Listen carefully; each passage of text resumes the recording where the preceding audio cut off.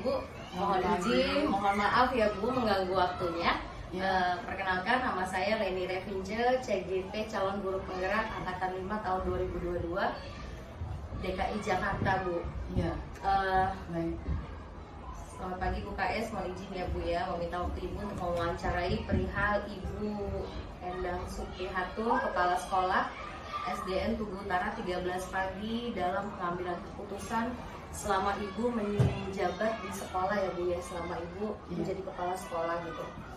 Ini mohon maaf ya Bu, tapi jika memang ada yang kurang berkenan, silakan Ibu punya kebebasan untuk menjawab atau tidaknya gitu. Tapi ini sebenarnya pertanyaan-pertanyaan umum yang memang perlu dipertanyakan. Ya Bu ya. Terima kasih Bu atas waktunya ya Bu. Kita mulai saja ya Bu. Sama-sama Leni, ayo.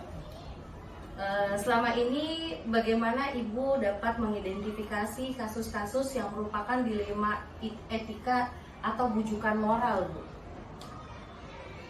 Yang selama ini saya lakukan untuk mengidentifikasi masalah Dilema etika. kasus-kasus dilema etika atau bujukan moral, yaitu ada beberapa hal. Tentunya saya harus memperhatikan berbagai hal, yaitu mencoba mengenai masalah apa yang ada dengan mengumpulkan beberapa fakta terhadap kasus tersebut. Selanjutnya akan mengkonfirmasi terhadap subjek apakah benar kejadian tersebut dan bertanya mengapa hal tersebut bisa terjadi. Selanjutnya mencoba mencari informasi yang sebanyak-banyaknya, baik itu dari berbagai unsur atau sumber, misalnya orang-orang sekitar, teman sekerja, ketika terjadi kejadian tersebut. Baik Bu, berarti saya agak ringkas sedikit ya Bu. Ibu mengambil beberapa langkah gitu ya ketika ada masalah dilema etika itu. Yang pertama adalah mengidentifikasi masalah itu Bu gitu ya Bu ya. Bisa melalui dari orang-orang sekitar, rekan-rekan kerja gitu. Atau yang kedua adalah Ibu berusaha untuk mengumpulkan fakta ya Bu, mengapa kejadian tersebut bisa terjadi gitu Bu. Oke Bu, terima kasih ya Bu. Untuk yang kedua nih Bu, selama ini bagaimana Ibu menjalankan pengambilan keputusan di sekolah, terutama untuk kasus-kasus di mana ada dua kepentingan yang sama-sama benar gitu Bu, atau sama-sama mengandung nilai kebajikan gitu? Iya.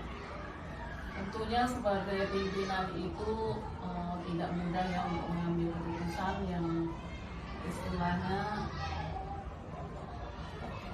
sangat bertentangan antara benar dan salah, karena kita memimpin suatu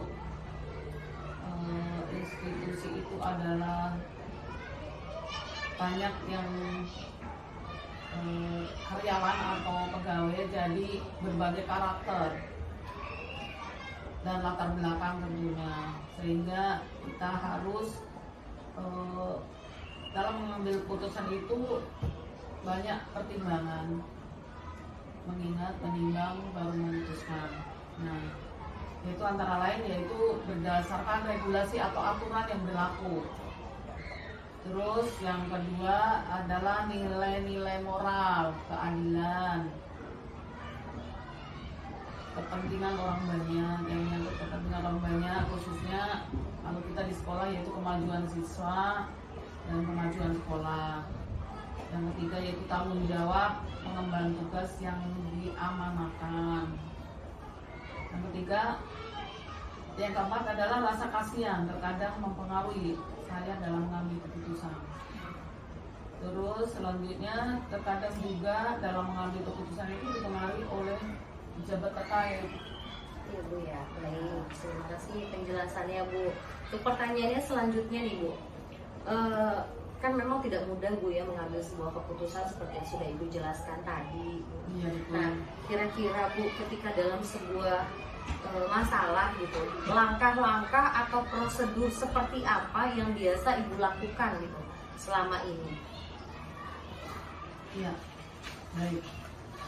Langkah-langkah atau prosedur seperti apa yang bisa saya lakukan untuk menangani masalah ini adalah yaitu satu mengenai nilai-nilai yang saling bertentangan tentunya, yaitu tentang keadilan dan tanggung jawab.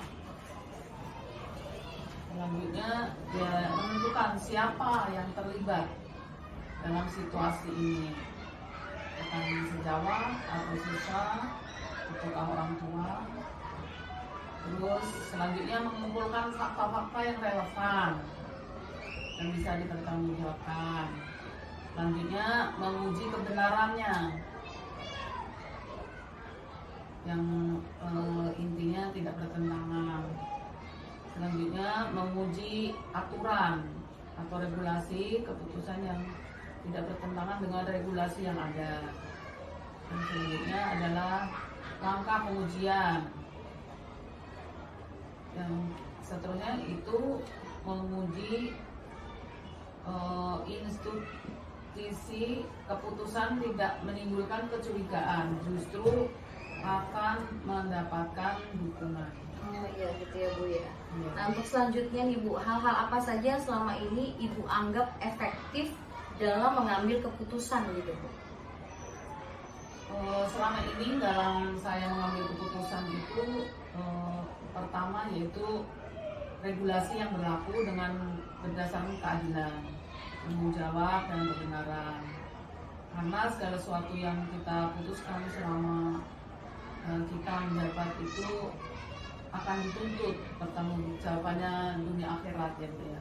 Oh gitu ya Bu ya. Jadi memang di samping sesuai dengan regulasi itu juga ada nilai keadilan gitu ya Bu ya. Iya. Keadilan, ada rasa tanggung jawab dan tentunya dengan kebenaran ya Bu. Iya.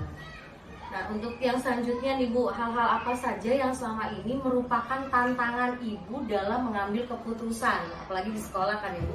Iya iya. Tantangan yang selama ini ada untuk mengambil keputusan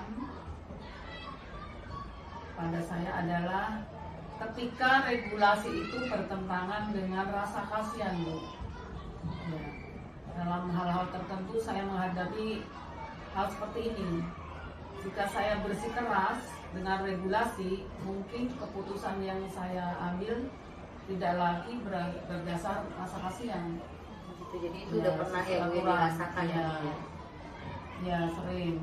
Ketika rasa kasihan bertentangan dengan rasa keadilan dan tanggung jawab, seringkali saya mentoleransi keterlambatan misalnya atau ketidakadilan tanpa alasan yang jelas. Hanya saja dampaknya itu adalah kepada pribadi yang bersangkutan dan mengakibatkan kerjaannya jadi tertunda atau menumpuk gitu. Kayaknya kasus Ibu ini banyak sekali Bu ya dihadapi juga dengan sekolah-sekolah tentunya Ibu ya. Jadi sudah rata-rata pimpinan itu pasti ngalamin itu gitu ya Bu ya. Lanjut Bu ya. Apakah Ibu memiliki sebuah tata kala atau jadwal tertentu dalam sebuah penyelesaian kasus dilema etika? Lalu apakah Ibu langsung menyelesaikan masalah itu pada saat itu atau Ibu langsung tunggu dulu deh gitu? Saya coba seperti apa dulu gitu. Kira-kira Ibu bagaimana Bu? Ya.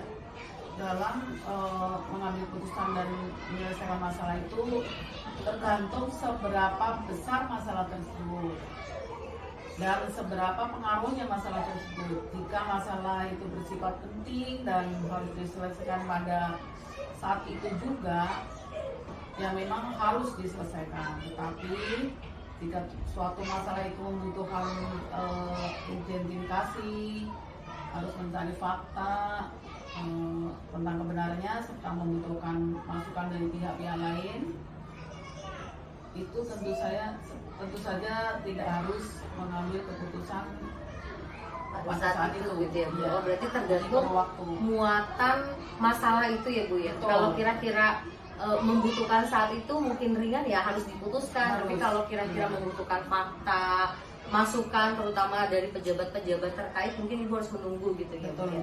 Oh iya memang.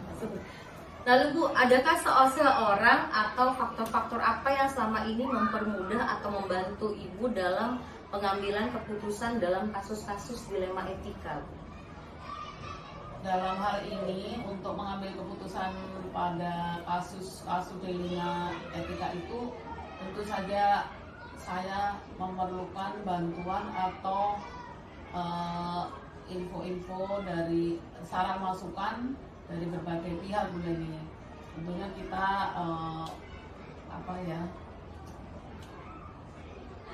dari atasan, bisa dari teman sejawat atau masukan dari guru-guru.